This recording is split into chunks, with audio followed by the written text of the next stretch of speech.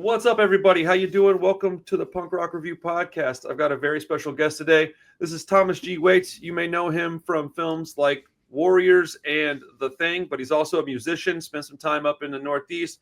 From my understanding, you played at CBGBs as well. Oh, yeah, I played at CBGBs. Got a lot of connections to like me and my community, my friends in this group. So this is awesome. This is really cool to hang out and talk with you, man. I appreciate your time. Thank you very much. Thank you for having me. Absolutely, man. We were just talking like kind of off air about just the state of things in our country right now, and I'm not one to cower away from a conversation or putting things on a platform. I think you have to be courageous in these times and be willing to say stuff that you might kind of go, I hope that doesn't, but dude, it's reality though. Reality is scary right now, and yeah, man, we're in a crazy time. I don't know. I don't even know where to go right now. I know that I just had to refuse service to a customer in my store for saying some racist stuff right in my face, as if I wasn't gonna be offended by that. And good for you, dude. I don't even get offended very easily, but it's starting to become harder and harder to not be offended because like people are saying and doing crazy stuff. Like they've been emboldened to do these things by our leaders, the people encouraged that are encouraged to do it. And then you have these folks that are saying that that's not really what's happening. Then how do we get here? Because we have taken like 10 steps back. Like we were making progress. We had a black president. Gay marriage was approved. I mean, I thought we were really making progress. Billions of dollars was raised, for the people to prevent HIV in Africa, to get clean water to people in Africa. I mean, we were making progress as a nation. And now the heartbeat of our nation is disappearing, and tyranny and conspiracy are taking place of the truth. The truth doesn't even matter anymore. It doesn't at all. Like, yes, very well said. We used to be a place where people looked at us, and while people outside of our country might be like, oh, Americans are kind of annoying sometimes, I think we all kind of think that about everybody outside of our own place. Everybody says that about everybody. Yeah. But we were looked at, generally speaking, as a place where we helped people, we were kind, we let you come in because we wanted you to come in, we wanted everybody to be here, we wanted everybody to have a safe place. The American dream, while it just turns out it was just a big giant facade, but it was something that we thought was real. And, we all come from immigrants at some degree. That's right. We all of us. Yeah, and, that's right. To say the things that people are saying and to behave the way that they're behaving is crazy. To say that people aren't allowed or aren't entitled to due process when you come across the Constitution, mate.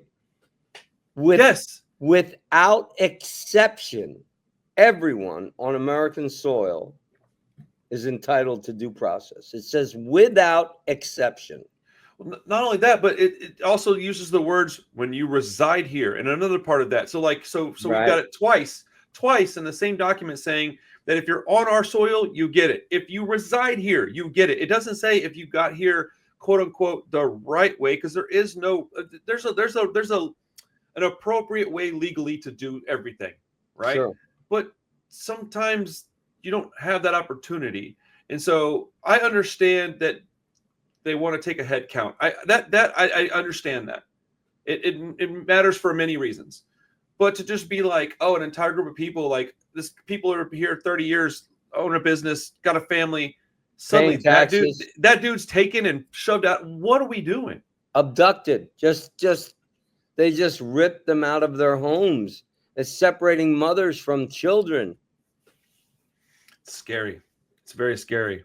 Well, I'm glad that we have somebody that I'm older than you. I grew up in the 70s. It was love and peace, and there was even a commercial, watch out for the other guy. There was a sense of brotherhood amongst us, or it was growing. And especially in New York, there was like, hey man, I don't care what color you are, I don't care what country you come from. You're a good dude, you be my brother. You can be my sister. And now they're taking my black and brown brothers and sisters and abducting them for no reason. People can't speak up at meetings. I mean, they want the whole country to be Christian and white. Well, I don't want to be Christian. I was raised Catholic. I don't want to be that. I don't want to be attached to a religion. Don't make me. This country is founded on freedom of religion. Freedom of and freedom from. And look, dude, I have a particular faith. I don't push it on nobody. You think what you think, you believe what you believe. That's right. But it was founded on freedom of and freedom from. And that's coming from somebody that believes in God. Like, freedom from. You don't have to do that. That's right. And all this attaching to the two things is incredibly dangerous. It's unconstitutional. I don't even think that you want to go that direction. I don't think God and Jesus would be they wouldn't be proud of the way we're behaving right now. What are we talking about? And what would Jesus do if you didn't feed the poor and taking health care, taking Medicaid and Medicare away from people that I've been paying into Medicare all my life, and they want to cut our benefits so that Elon Musk can fly to the moon? What the hell? I mean, well, it's priorities. Weird. I noticed a thing that I don't remember when I figured this out. I mean, it's not hard to figure out, but I was thinking recently, and I was like, back in I'm from the 82 is when I was born, right? So the late 80s, early 90s, I was a kid. I was playing outside. I was outside all the time. I remember very vividly, I knew everybody in my neighborhood. I knew the guys 4 blocks down. I knew the dudes in the different neighborhood behind us. It's because we were always outside talking to them. Their dads knew my mom. My mom knew their aunts. Their grandmas knew my cousins. We all knew each other. And so when you take that away, and look, man, I love my phone. I work on it. I've got 2 of them. Like, I love it. I use it every day. I need it at this point. But when we got the ease of talking to people from outside of our neighborhoods, and it's a good thing to a degree, but everything has this pendulum that swings both directions. And the pendulum that swings this way, or when it swings this way, the outcome is we no longer care about our people next door to us. And so you may live next to some people that are Hispanic and you don't even care because they didn't do a piece of paper the right way. Like, what? And so I think that's what they saw this coming from a mile away. The rich people did. And they're like, oh, this is good. This is why they shoved it down our throats for 20 years, that's right. 30 years. Is they're like, no, keep them like this. Keep them in front of the screen and outside of their backyards. We don't want them in our backyards. We don't want barbecues. We don't want neighborhoods. We don't want parties, get-togethers, gatherings. We don't want punk rock shows. We don't want concerts. We don't want hip-hop shows. We don't want skate contests. We don't want none of that. Community. We don't want community. Stay in your house. Stay on your phone. Shut up. Listen to us. We'll tell you who the enemy is. Meanwhile, we're going to lose our entire all of the workforce that does all of our getting our food figured out for us, cleaning our homes, taking care of our yards, all that stuff that nobody wants to do is now going to not get done. And they're like, yeah, we'll just pay more for it. When, where? Well, that's not realistic. Nobody wants to do that shit anyways. Like, it's just, I don't know. And that's not necessarily right either, but it is causing a problem. We got into this comfort zone. Yeah, dude, I could rant on this for like 6 hours. Yeah, it makes me so mad. You're talking, Yeah, I get on my grandstand and I won't shut the fuck up. I mean, I'm irate, and I stand on the corner sometimes and sing my songs in downtown New York, and I don't even have a hat out to try to make money. I just do it because I got to sing the truth. I got to sing the truth of what's happening out there. And people want to hear it. Yes. Yes. When I start singing about the truth, people's eyes light up. They go, oh my God, someone's telling the truth. I'm an optimist. And so I believe that people are getting pissed now. And even the people on that side are starting to go, wait a minute, this isn't what we signed up for. Yeah. I'm not going to be the one that goes, well, this is your fault. No, come on over, man. We need as many people as we can get to be on this side of the team, on this side of the line, on our team. So, what part of New York are you doing that in? Because I was just up in New York a couple weeks ago. I work out of a theater called the Gene Frankel Theater on Bond Street, which is the East Village. That's cool. I live Upper East, on the Upper East Side. Okay. But I work downtown mostly. Yeah. And it's cool. New York's a great place. They're having a hard time getting ICE established here because we won't let them. Good. Yeah. There's a thing today where they just pushed them out. There's a wall of people just blocked them out, and they backed up and walked away. Well, we're going to start finding more and more resistance. We have the numbers. We have the numbers. They don't have the numbers. We have the numbers. Black out the system. Like, this is what the Second Amendment was for, everybody. You wanted your guns, you still have them.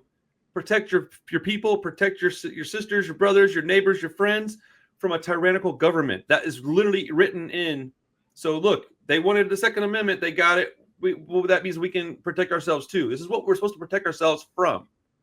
And I'm not calling for violence on anybody necessarily. No. But I despise violence. Yeah, but when a gang of dudes 12 deep show up to take one guy, and he's going, hey, what did I do? And they won't tell him. They won't show their face. They won't have a badge on. They won't have identification out. They're not filming nothing.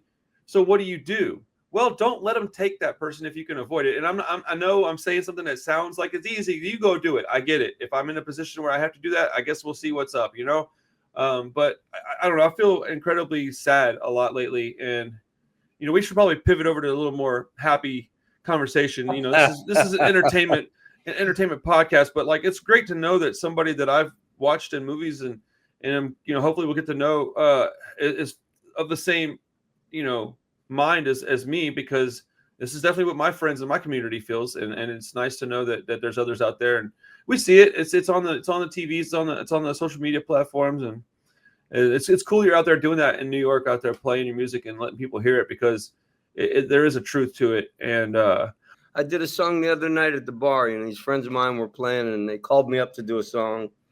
And I did a song called Heartbeat of a Nation. And it talks about tyranny and conspiracy over liberty. And not one person clapped. Wow. But when I came down off the stage, 3 guys came up to me and shook my hand and said, that was really important. That was really important, what you're singing about. Did you hear what happened today? And I went, no, what? And it engendered a conversation when we started talking about, him firing the jobs woman that gives the jobs numbers, like, don't shoot the messenger, mate. It ain't her fault. It's your fault. But he accepts responsibility for nothing. Don't get me started on this guy. We knew that this guy was no good in New York back in the 80s. Right. He took out a full-page ad to hang the Central Park 5. They were these 5 black kids that they just randomly picked up off the street and blamed for a rape of a woman. They had nothing to do with it, as was later proven. And they stayed in jail for a long time. And this guy wanted them killed without a trial. Would that just kill them? That's what they do in, third world countries with dictators. No, man, this guy was no good. New Yorkers knew. Nobody in New York voted for this guy. Nobody in New York City voted for this guy because we knew what he was. And now his true colors are coming through. I cannot believe he is in the office a second time. After January 6th, I thought, wow, it's done now, right? We see what this guy really is. And the same congressmen, the same senators, the same people that were attacked, that stood up and said he's responsible, are now licking his boots. What is the matter with these people? And when you ask Jerry Nadler or Gillibrand, our representatives, why do the Republicans have no spine? Why don't they stand up to this guy? You know what they said? Their lives are in danger. They're threatened.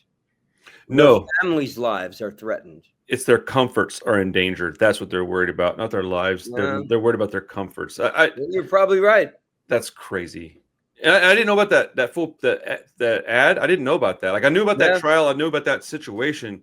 I didn't know he took a whole page ad out. Full page ad out in the New York. That's crazy. But anyway. Yeah. So we can change topic, but we have to acknowledge the truth, Randall. We have to. No, it makes sense to at least touch on this. It's happening right now, and it's going to be something that, if we're still here in 50 years, this is going to be a major pinpoint in history. Like, what happened? What was the outcome of that? And hopefully we're saying, people came to their senses, but there's no telling, man. It's they're. It is. Okay. Yeah. Yeah, man, we could definitely talk about this for a long time. So okay.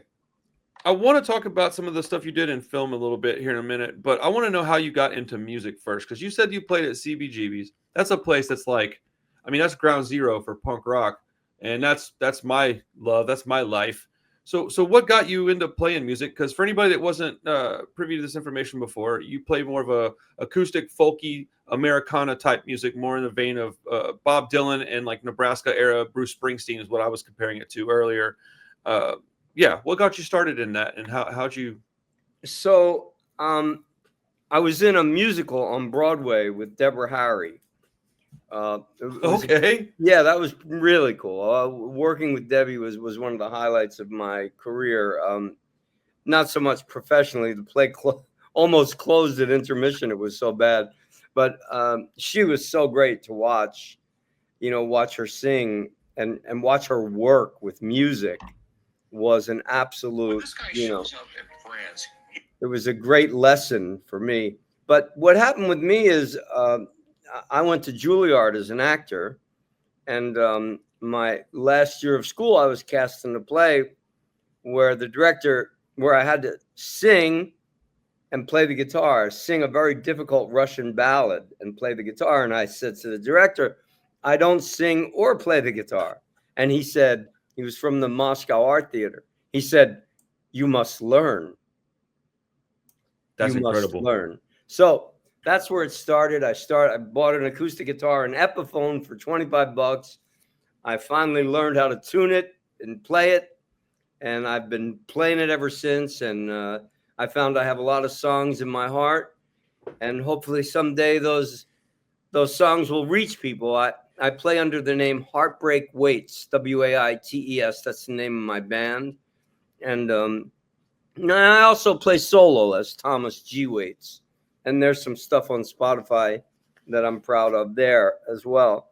But now it's moving more in a political vein, which is actually, creating some difficulty because some of my band members are afraid because they have to cross the border and so forth. And I understand that. So I'll just do it myself if I have to. But the band is great. I have world-class guitar player named Tony Daniels, a young kid named Cedric Allen Hills who plays keyboard in the cajon, and a beautiful actress named Annie McGovern that's a vocalist. And the four of us, we have a lot of harmonies, and it's beautiful music to listen to, but I'm also a bit of a punk. When I played at CBGB's, I'd take my clothes off and do my band was called the Push-Ups, and I would do one-handed push-ups with my shirt off. That's awesome. What kind of music was that? That was like very, very new wave rock dance. Okay. Like a lot of driving beat on the snare drum. Very, very. I don't know. It was like some people said it sounded like the Doors met punk. Interesting. It was called the Push-Ups? The band was called the Push-Ups. Yeah. I'm gonna have to look into that tonight because is any of that available online anywhere? I don't know. Someone must have something somewhere because they were always filming even back then, and it was cool. We had a female drummer, a female bass player. Nice. And I wrote the songs and I sang. And I'm a performer. I'm a trained actor, so it's very easy for me to get on stage and hold people's attention. That's a comfort zone for me. For some people, they get on stage and they wither. I get on stage and I bloom. Nice. That's my home. I'm reaching people, trying to make them feel feelings, important feelings of sorrow and joy and sadness and ecstasy and elation, love. Love. It's a lost art, and we have to relearn how to love. And I mean every kind of love, fraternal love, paternal love, love of even the people you don't like. Learning how to love what you don't understand. And especially if someone has a different color of skin or a different culture, there's no reason to judge that person. And if someone has less money than you, why should they be any less important than you? Why do rich people have to be, why do they have to have all the power? When did money become everything? When did money become God? The day it was What's happened created. to us? I mean, it's been like that for the since the world has been around, I think. I mean, if you read any story, any historical document or anything, you find out very quickly that if you had wealth, you had it. Whatever it is, whatever you wanted, you had it. They had the best food, they had the best life, they had the best comforts, they had the best beds, the best travel. If you had to have, horse and buggy, they had the best ones. You had a ship, they had the best ones. Like money does bring comfort, but it also, it when you're uncomfortable and you're poor and you're hungry and you're tired, if somebody offers you like a way out of that to do what they want, most people will take that. So then you also have persuasion, you've got influence, and so that's what it all comes down to, is that money is power, because influence is power, and money breeds influence. If you have the money, you have the influence, because you have the one thing that the people that can't eat need to eat.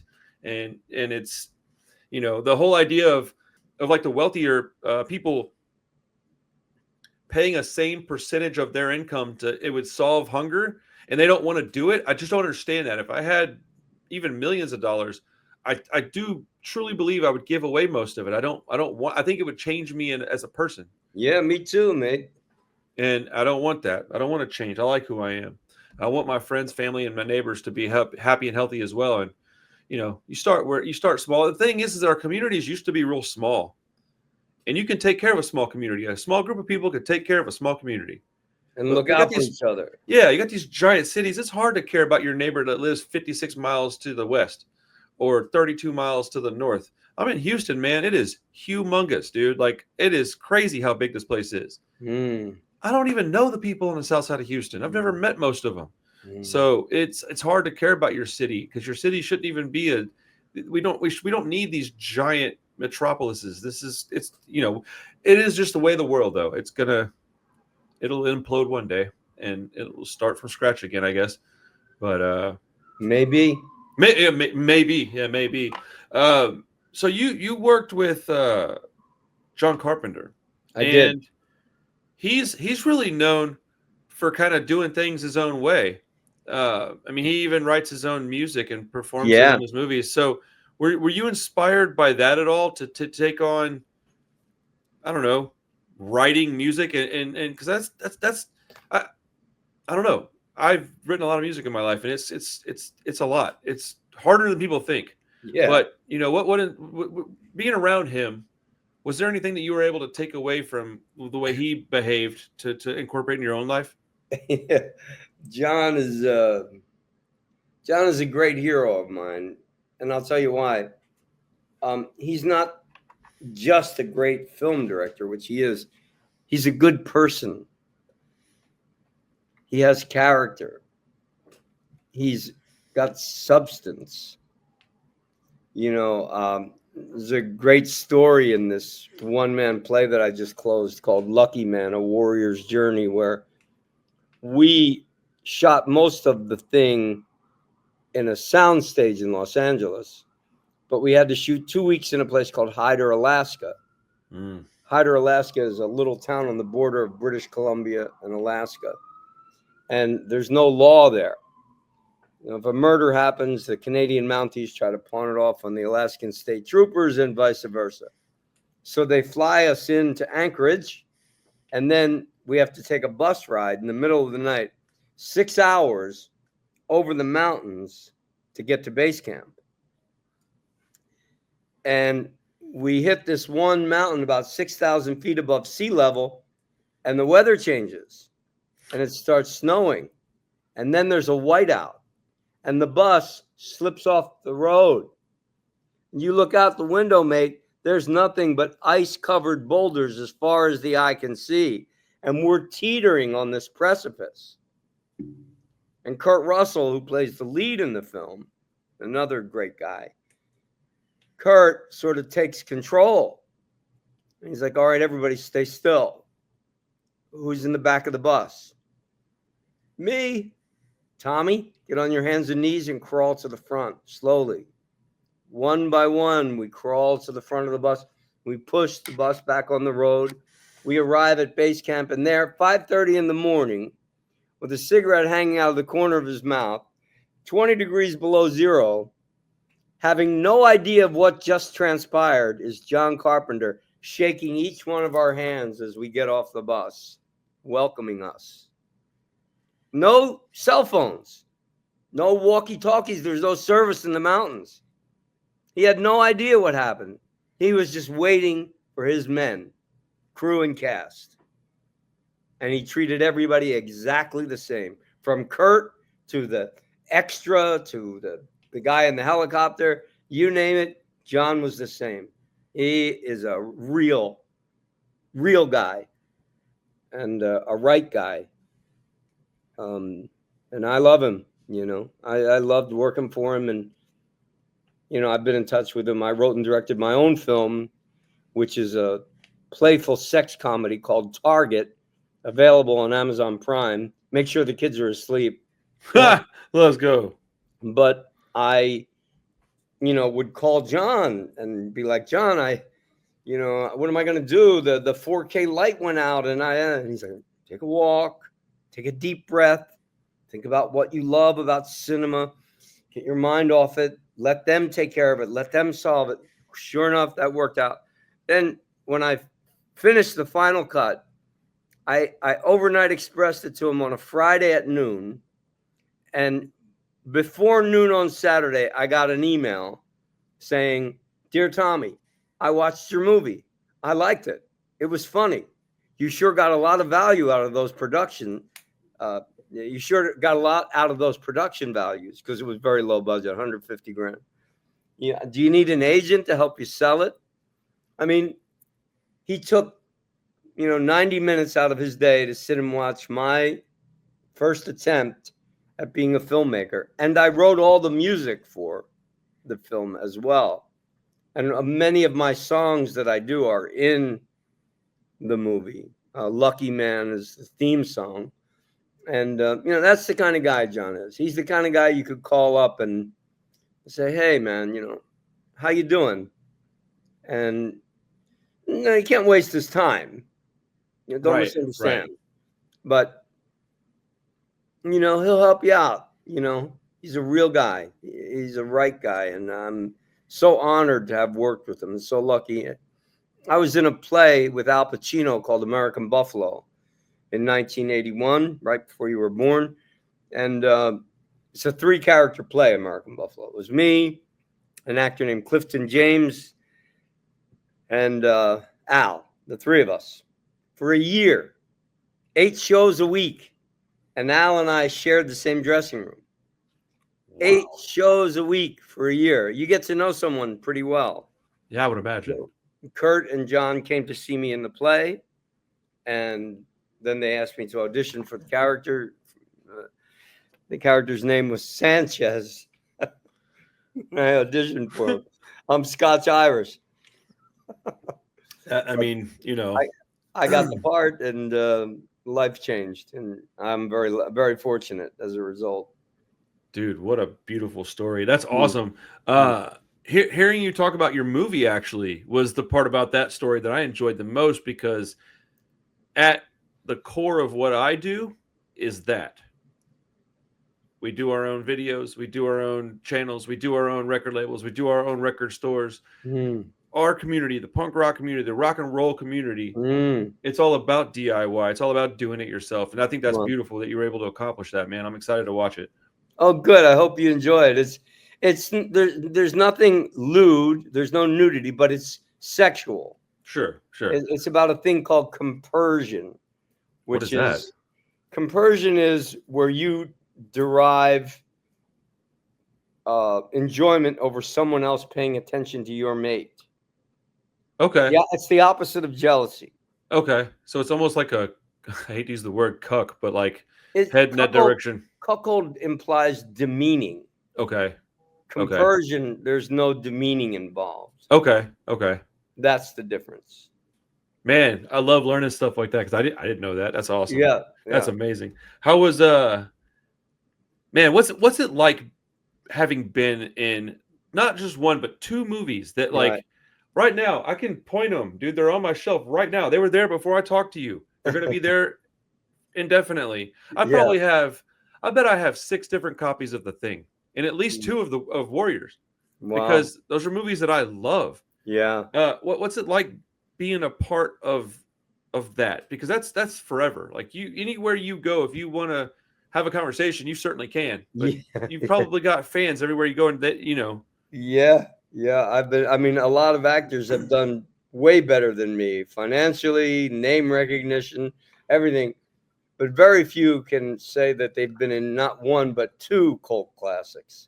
So, hence the theme song from the movie Lucky Man. I'm a lucky man. And I'm very fortunate. The Warriors sort of changed cinema. I mean, it's a film that kind of changed the way we look at movies. Uh, I thought it was brilliantly shot by Andrew Laszlo. And Walter Hill is a very good action director. We didn't get along during the filming of it, which was my fault. I was a troubled youth, and I gave him a hard time, and he fired me after 7 weeks, as well he should have. But despite that, I've made amends with him. And the movie itself is quite astonishing. When you look at it, you realize what the guy was doing. He was way ahead of his time. And he was under a lot of pressure making that movie because his most recent film, The Driver, came out while we were shooting The Warriors, and it tanked at the box office. And we were way over budget, way behind schedule. The suits at Paramount were breathing down his neck. And then he had this pain in the ass actor, me, driving him crazy until he finally had to let me go because I was too disruptive. And, that's on me, really. That's entirely on me. And I take full responsibility for it. But I did get chosen to be in it. I'm still in it for the first 17 minutes. In fact, Pauline Cahill, when she reviewed it, said the movie becomes far less interesting once Thomas Waits dies in the movie The Warriors. Dude, that's awesome. And in a way, it kind of now, in great retrospect, many years later, people watch it and they go, "No, you're getting killed made us care more about the gang, Yes, whether or not they were going to survive." 100%. So yes. maybe it all worked out for the best, Oh, yes, I would say so. It does make it a more memorable character, and I think that I don't know. So both of those films have just so many little things in them that you could look back on, and they're just so charming, but they're both scary. They're both honestly kind of. I don't know if realistic is the right word, but I can see both scenarios playing out. Like especially after 2020, man, The Thing became much more okay. Well, that could happen, I guess. Like, didn't know that they were talking about that in that movie. But it really, really could happen. Man, I mean, John was way ahead of his time. So I know we're limited on our time today. Yeah. Would you tell me a little bit about your experiences in CBGBs? What was that like? I only been to New York one time. Didn't even get to go see the building. I can't imagine what that place was like back in the day. I guess it was great. So there was a lot of drugs and alcohol, and the dressing room was like, I mean, graffiti, vomit, needles. I mean, it was a disgusting affair, and yet it was the place to be. And I'll never forget it. Our first time that we played as the Push-Ups, there was some suit in the audience from a music licensing company called ASCAP, right? There's ASCAP. I mean, it's called CSAC. There's ASCAP, BMI, and CSAC. This guy was from CSAC, and they mostly did country music, but he wanted to branch out into punk rock. So he came to see me.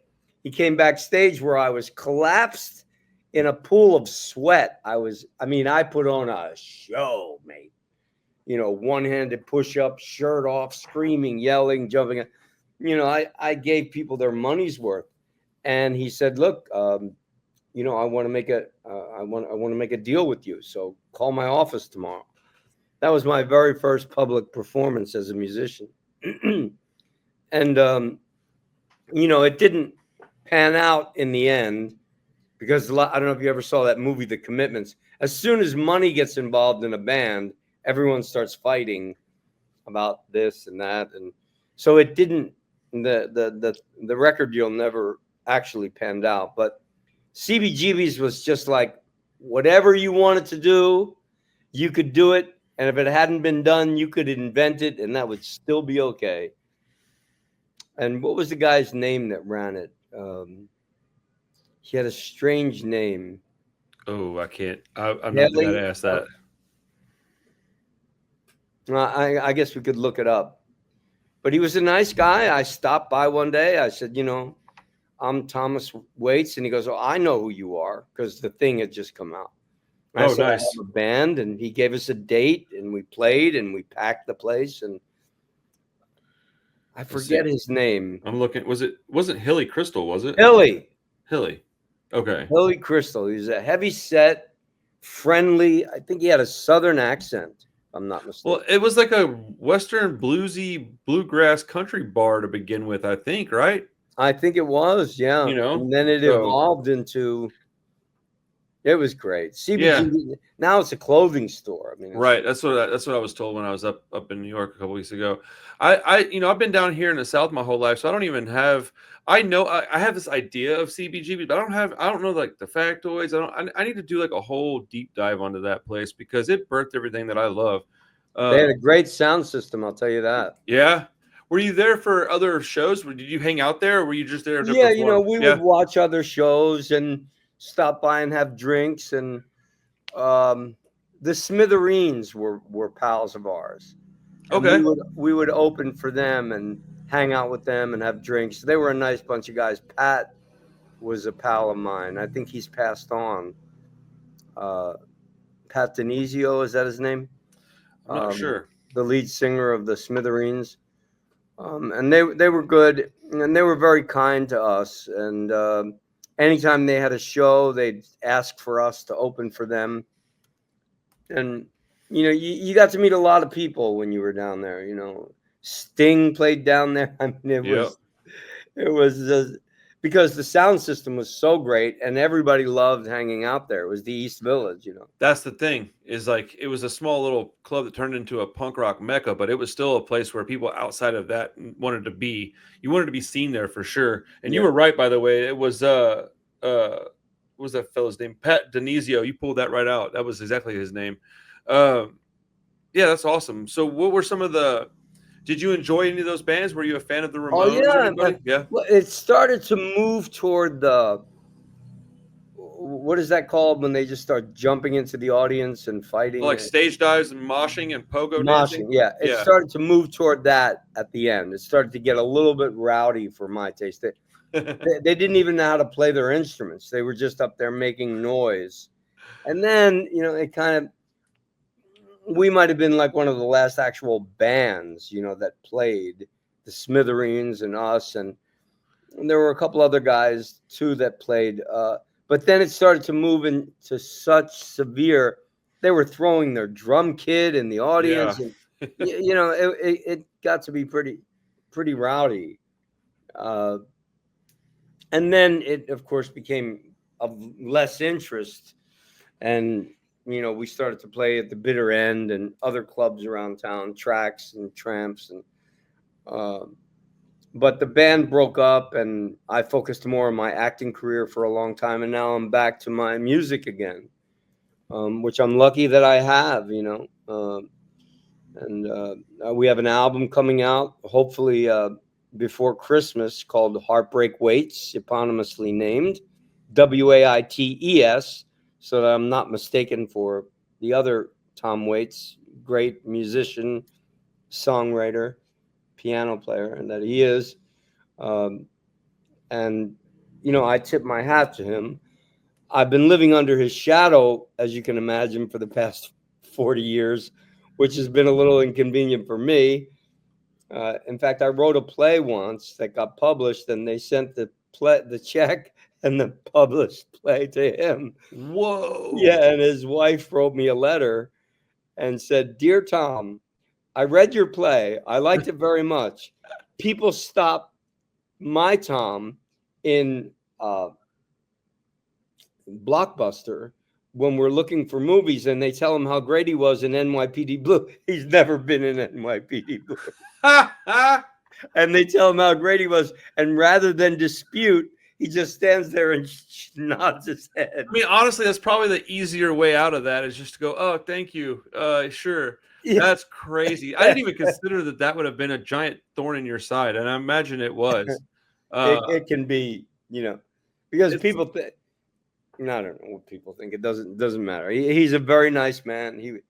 I've spent time with him. I've gotten drunk with him many, many years ago, of course. But he was very kind. He came to my loft and listened to my son. He taught me how to play Jersey Girl on the guitar. Yes.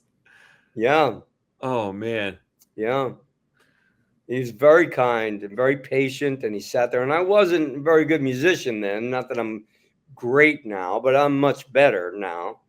And he patiently listened to everything I'd written. I mean, I went through the whole catalog, and he just sat there listening, shaking his head. "I like that one. That sounds good. That sounds like an old sailor song." Yes, dude. That's I was like, "Tom, what are we going to do? I mean, we have the same name." And I'm telling you. And he said, "Well, it's not like my name is Bruce Springsteen." Dude, it's funny. That's amazing. What a crazy journey, man. Yeah. I wish we weren't limited by time today, but we are. So, last thing I'll ask you before I let you get out of here: what are your goals for your music? And then, do you have something in your career that you look on as like your most fond memory? It's like a two-pronged question. I guess they don't really have much to do with each other, but my way of asking two questions in one, I guess, is kind of: do you have a memory that you're fond of, and what's the future? Well, sure. I think probably I did a film called Injustice for All when I was a young man, 23 years old, with Al Pacino. And when I was finished, I went to Al's trailer, and I gave him a bottle of Anisette, as a gift to say thanks for the gig. And he's like, "I don't drink.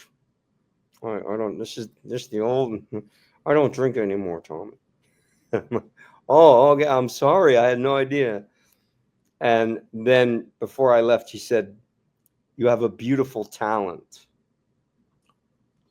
And I ran home and wrote that down in my diary. So I guess that would be a high point of my life, to have him say that to me.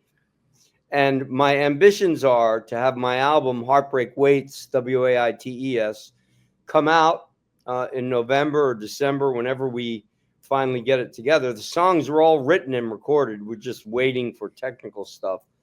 And it's a slow process, because we're going to release a single, Heartbreak Waits. The title song is going to be the first one, I think.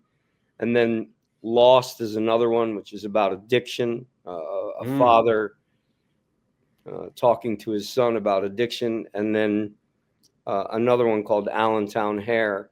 And I hope that I get the same kind of recognition as a musician that I once got as an actor. That's my ambition, man. I want people to hear my music and listen to it and enjoy it and make it their companion. That's beautiful. I am very excited to hear this music, if I'm honest with you. I'm incredibly excited, and I don't believe in coincidences, so maybe there's something I can do to help you in the future. I don't know, but I am very happy to talk to you. What I would like to do is go ahead and close this out. Don't hang up quite yet. Yeah, dude, what a great conversation. Thank you so much for your time. I know. Thank you, Randall. Absolutely. Thank you so much. Everybody out there, you know what to do, man. Go check out the music, go watch the movies, support the artists that you love, be it him or anyone else. Just go talk to your friends next door. That's right. Yourself, shake a hand, give a hug, and be nice. And we'll see you in the next Punk Rock Review podcast.